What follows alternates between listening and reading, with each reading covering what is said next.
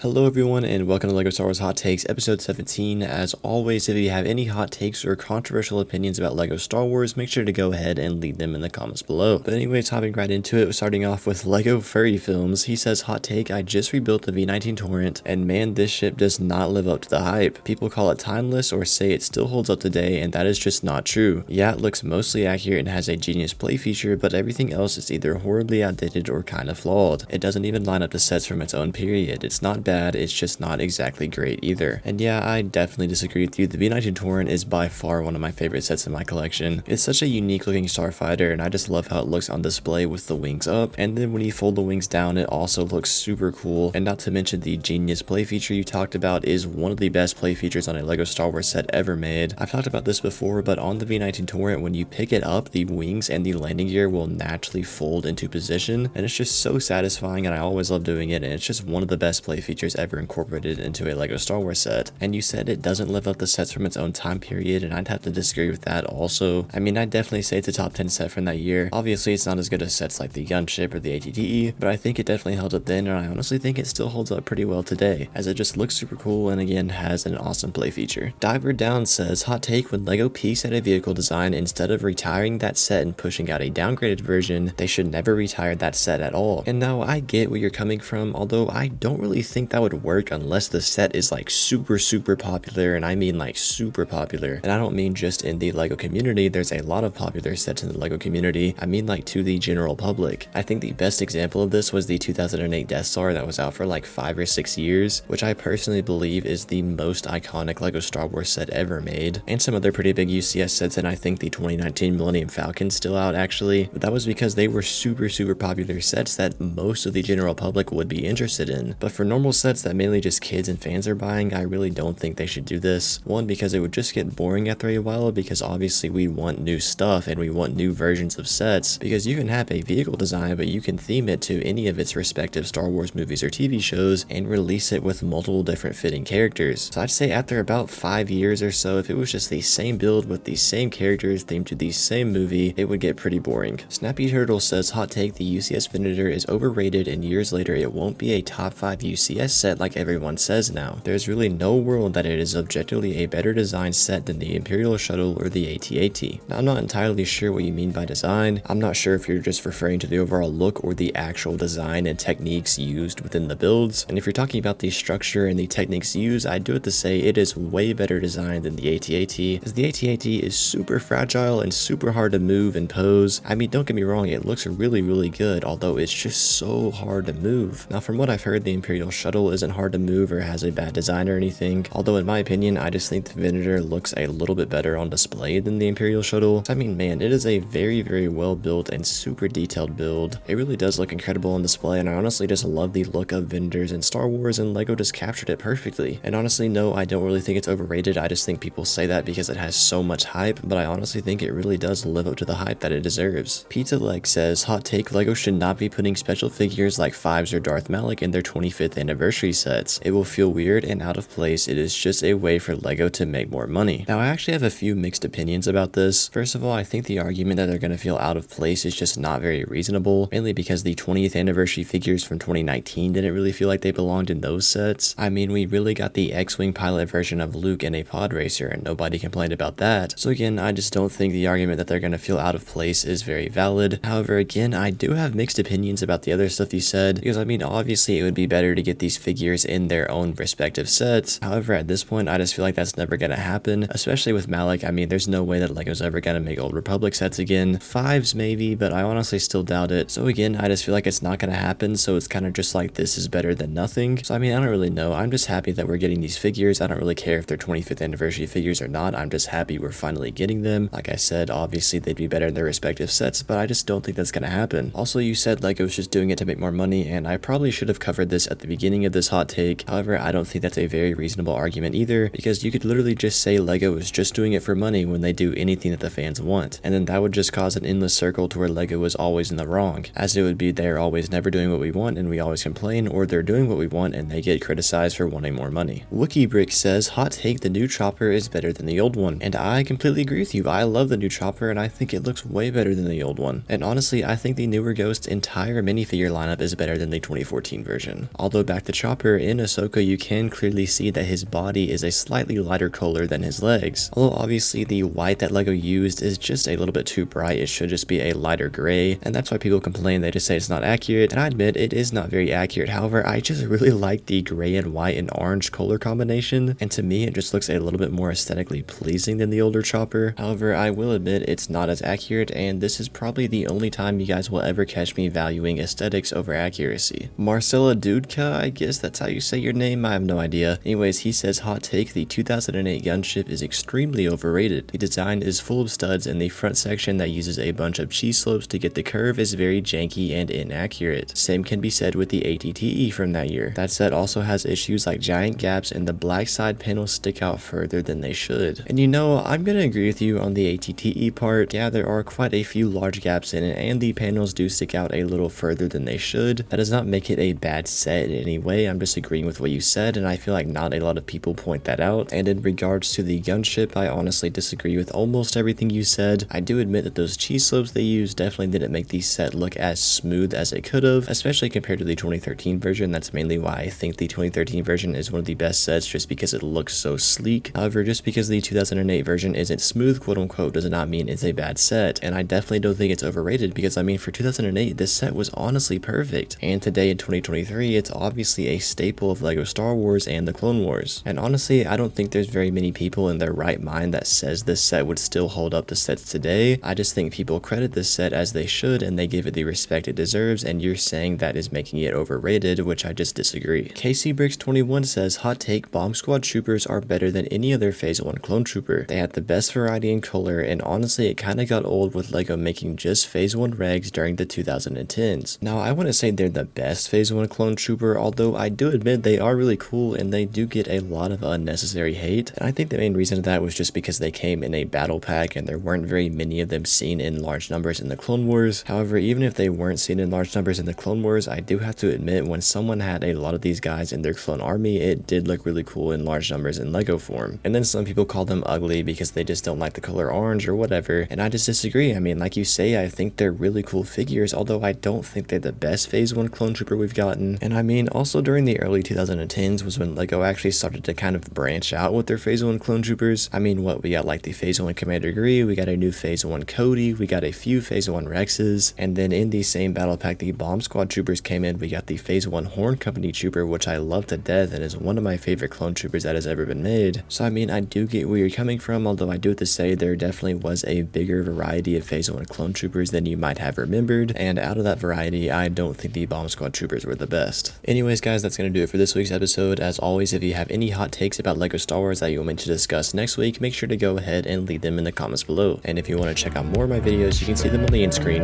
right now.